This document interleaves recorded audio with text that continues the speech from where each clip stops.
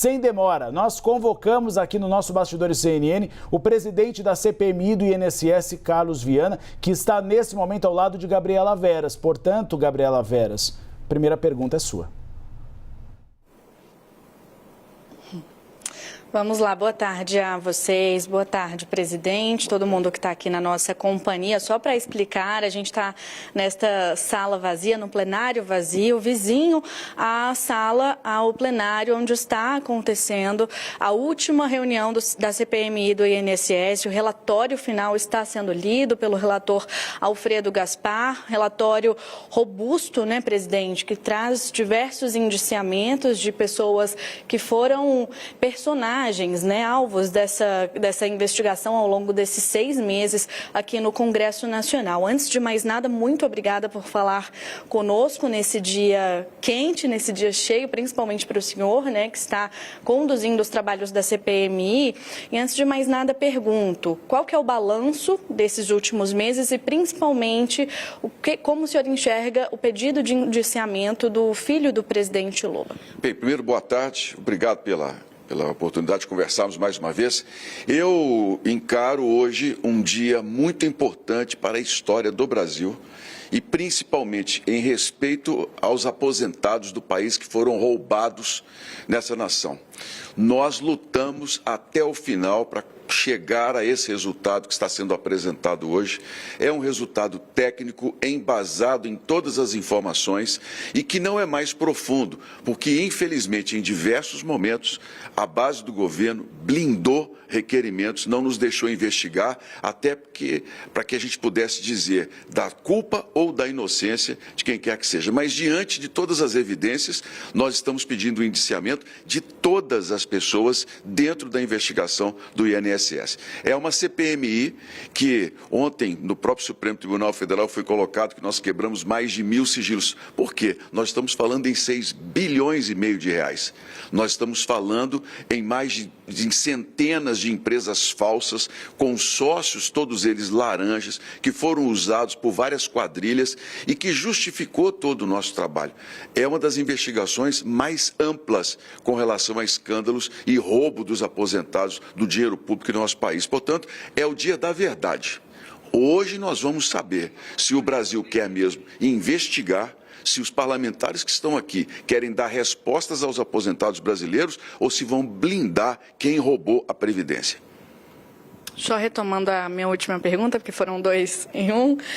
Qual que é a avaliação que o senhor faz sobre o pedido de indiciamento do filho do presidente Lula? Bem, essa é uma consequência quase que natural de todas as revelações que nós tivemos, inclusive dos inquéritos que já estão com a Polícia Federal, informações que estão constantes em outros documentos e principalmente pelas falas e as informações que tivemos por parte da imprensa que levam claramente. O fato de indiciamento de um filho de um presidente ou de qualquer outra pessoa é parte do trabalho dessa CPMI. Há parlamentares também sendo aqui indiciados por participação nos esquemas.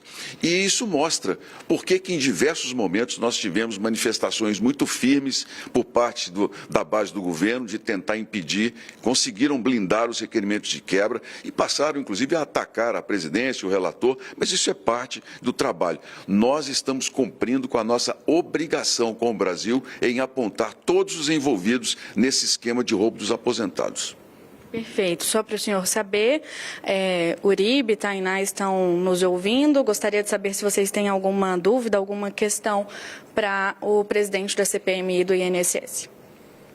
Gabi, eu acho que seria interessante aproveitar a presença do presidente para ele falar sobre algo que o próprio relator trata como um indiciamento sensível, dadas as relações institucionais e de poder no Congresso Nacional. A gente estava destrinchando agora há pouco, Gabi, o indiciamento do senador Everton Rocha. Eu gostaria que o presidente se debruçasse um pouco sobre esse assunto, sobre as implicações que caem em relação ao senador e se ele considera que ele conseguiu avançar nas investigações e considera também que o Everton Rocha é parte desse esquema fraudulento do INSS.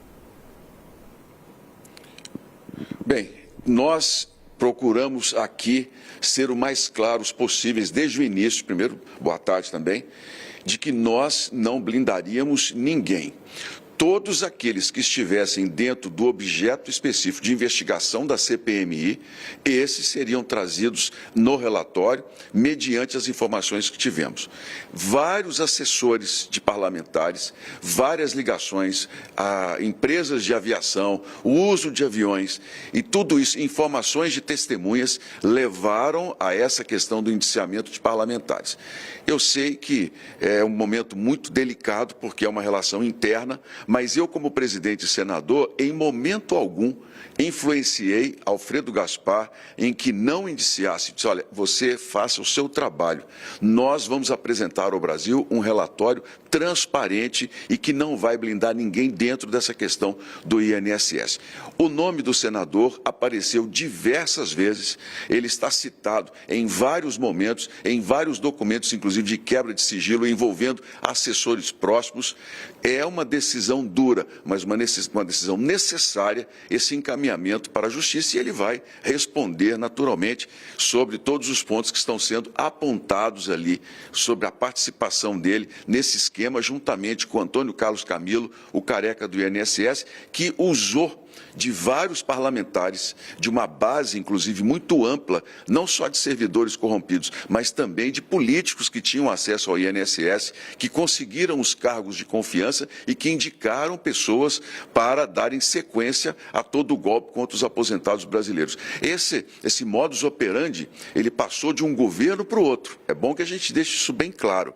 A cada governo, o núcleo dentro do INSS de procuradores corrompidos se mantinha com apoio de políticos e de decisões internas de pareceres que colocavam em risco e fragilidades nas ações da quadrilha para facilitar o acesso ao dinheiro. E nós identificamos, isso ficou muito claro desde o início, por parte do relator e da quebra de sigilo, que não seria possível que essas quadrilhas tivessem agido tão firmemente dentro do INSS, com tanta liberdade, sem a participação de um núcleo político que está sendo apontado hoje. Presidente, o senhor aponta no relatório também duas recomendações importantes. A primeira delas, que a Polícia Federal e a Procuradoria-Geral da República, além do Senado Federal, apurem o contrato de Viviane Barsi, mulher de Alexandre de Moraes, com o Banco Master, mais as relações de José Dias Toffoli com Daniel Vorcaro. O senhor acredita que o fato da do Supremo Tribunal Federal não ter postergado a CPMI é porque havia uma preocupação exatamente sobre essas investigações? Olha, há uma discussão muito grande sobre o chamado fato determinado, que foi, inclusive, ponto de discussão ontem na sessão do Supremo Tribunal Federal, em que uma CPMI tem de se dedicar especificamente ao assunto para o qual foi criada. Nós conseguimos a instalação da comissão para investigar descontos irregulares nas contas dos aposentados e pensionistas do Brasil. Entre esses descontos estão os consignados. Então, há um fato determinado muito específico. E essa relação do Banco Master faz parte dessa investigação dentro dos consignados. Se nós tivéssemos conseguido a prorrogação e avançado um pouco mais, é bem provável que nós teríamos trazido mais elementos ainda. Então, o relator faz uma recomendação. Ele não faz, naturalmente, um embasamento dentro de provas, mas recomenda que a Procuradoria da República cumpra o papel dela, que é abrir uma investigação em relação a contratos. Porque decisões dos ministros, enquanto ministros, não se questiona, se cumpre, porque eles têm o papel institucional de Suprema Corte. Agora, ações dos ministros em áreas particulares, onde a hipótese de que o ministro tenha feito advocacia administrativa, tenha usado do cargo para ajudar o Banco Master e teria, em tese, recebido pelo escritório da mulher um contrato totalmente fora do mercado, isso tem que ser investigado.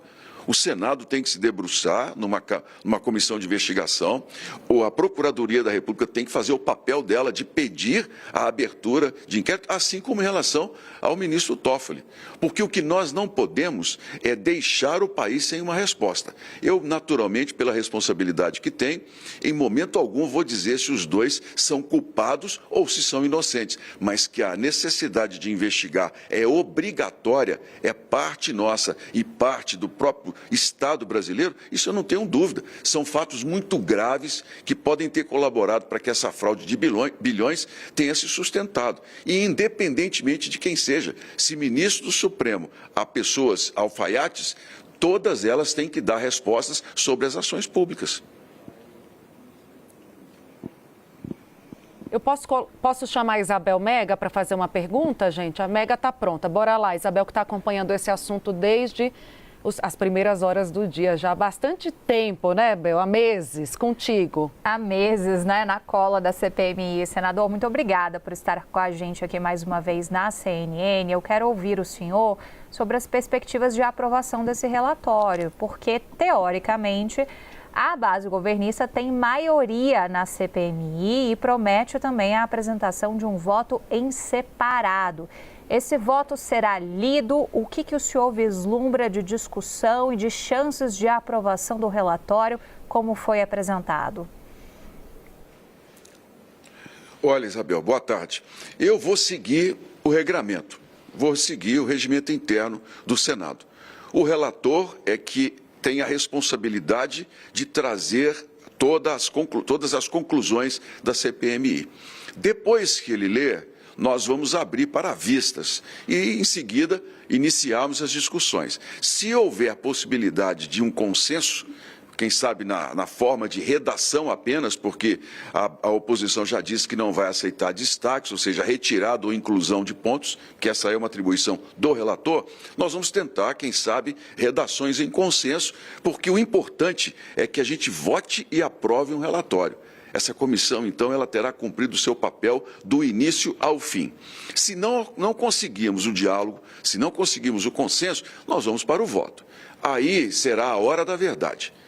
Nós vamos saber quem vai votar para poder investigar e levar para a justiça quem roubou os aposentados brasileiros ou quem vai votar para blindar pessoas que, infelizmente, hoje estão claramente envolvidas nos desfalques da Previdência. É o dia da verdade nessa comissão e eu espero que a gente consiga aprovar. Não sendo aprovado, aí nós avaliaremos o tempo, a questão de ordem, o que acontecer. Mas vamos numa tentativa de um relatório de consenso.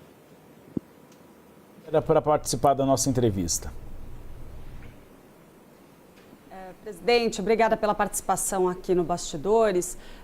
Eu gostaria de olhar um pouco para trás, para a forma como a CPMI teve dificuldade de trazer convocados para prestarem depoimentos por decisões do Supremo Tribunal Federal. Lá atrás, ao menos essas pessoas convocadas, elas tinham que comparecer à comissão, passar pelo constrangimento de ficarem em silêncio. A gente viu esse modus operandi se alterar. Gostaria do entendimento do senhor se houve um prejuízo ao trabalho da CPI por conta dessas decisões, como que o senhor enxerga o movimento do Supremo Tribunal Federal dentro desse contexto e aproveitar para pedir o olhar do senhor diante de críticas de que a CPMI teria sido transformada em um palco eleitoral com menos resultados do que se esperaria lá atrás. Pois não. Primeiramente, a não vinda de pessoas investigadas prejudicou e atrasou muito os nossos trabalhos. Isso é tácito. Nesse ponto, eu concordo com o ministro Gilmar Mendes, numa fala dele durante o pleno do STF, de que nós precisamos de uma nova lei para a CPMI. Precisamos mesmo de uma nova lei que defina que testemunha ou investigado são obrigados a comparecer às comissões parlamentares de inquérito. O que nós temos observado é que tenha existido uma concentração de poder apenas no judiciário e as comissões parlamentares de inquérito estão se esvaziando. A cada momento nós perdemos mais prerrogativas. E aqui eu digo com clareza, o presidente do Senado, o pelo qual eu tenho um grande respeito, Davi Alcolumbre, tem sido omisso em relação a essa perda de prerrogativas. Só não foi na questão da prorrogação da CPMI, que ele colocou todo o arsenal do Senado, inclusive de influência lá com os ministros, para poder não dar sequência. Usou, mas outras decisões de interferência no nosso trabalho, por exemplo, a decisão do ministro Flávio Dino, que derrubou a quebra de sigilo bancário do filho do presidente Fábio Luiz da Silva. Essa decisão não foi julgada na mesma rapidez em que se julgou a continuação da CPMI. Então, nós temos que cumprir decisão judicial, mas como parlamentares, nós temos que parar e entender. As comissões precisam ser reforçadas, a legislação precisa ser refeita em relação a isso. Com relação ao palco eleitoral, eu tenho uma clareza muito grande e a minha consciência tranquila de que eu consegui, dentro de um ano difícil, dentro de um momento em que o Brasil continua com posições muito radicais dos dois lados, nós conseguimos chegar ao final da CPMI com um relatório muito claro sobre quem roubou a Previdência, como roubou, onde foi parar o dinheiro e como gastou isso e o dinheiro que está sendo recuperado.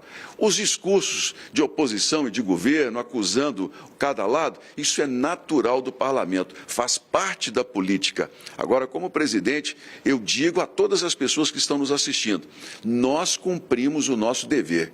Como presidente, eu enfrentei com coragem, com determinação, com transparência. Nós estamos entregando uma investigação. O relator foi muito claro em todos os detalhes, desde o início, de que ele seria técnico e imparcial. E é isso que nós estamos entregando ao Brasil. Agora, os meus pares, senadores, deputados, é quem vão dizer qual é a posição de cada um deles em relação a essa investigação. O trabalho investigativo foi feito, está sendo entregue ao país com muita transparência e com muita responsabilidade. Obrigada, agradeço ao senador, presidente da CPMI do INSS, por essa conversa exclusiva, Tainá. Senador Carlos Viana. Gabriela Veras, também te agradeço por Tainá, ter rapidinho. ajudado. Diga, meu bem, diga. Só uma última dúvida, peço licença, só claro. para saber, o senhor chegou falando que ia, durante a madrugada, se necessário, vai ter algum tipo de trabalho amanhã, vai convocar para amanhã os trabalhos, caso não haja mas aí conclusão, você né, tem da que votação desse relatório hoje? Bem, a questão é a seguinte, nós vamos ler o relatório até o final. Vamos ver quanto tempo leva a mais. E vamos entrar a madrugada dentro. A minha vontade é votar assim que as discussões já estiverem encerradas. Então pode ser que amanhã a gente se encontre por aqui. É bem provável que estejamos aqui no sábado também. Tá bom, muito obrigada, viu, presidente? Obrigada a todo mundo que está aqui na nossa companhia, devolvo para vocês. Obrigada. Agradeço também ao Davi Morgado, que é o assessor da CPMI, que ajudou a viabilizar essa exclusiva para a gente.